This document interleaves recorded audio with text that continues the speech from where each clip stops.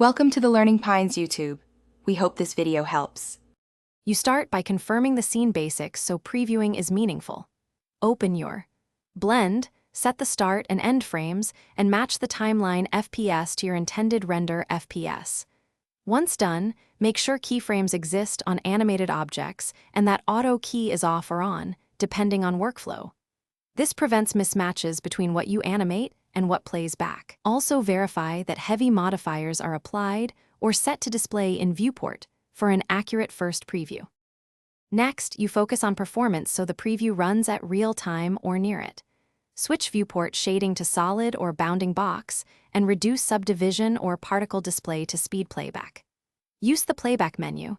Try play every frame to ensure correct timing or allow frame dropping if you need smoother motion.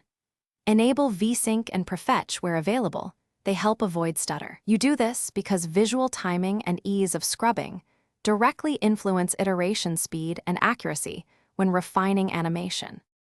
Finally, you create a reliable preview that matches your final intent. Bake simulations and caches so physics and cloth play consistently. Without baking, previews jump. For a near-final look, use viewport render animation or OpenGL render to an image sequence or video. This reproduces shading and camera output.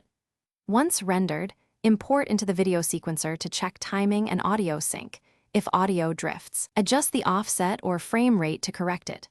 One troubleshooting tip: if frames drop or audio desyncs, clear caches and rebake before re-rendering. Thanks for watching. Consider subscribing if we helped you.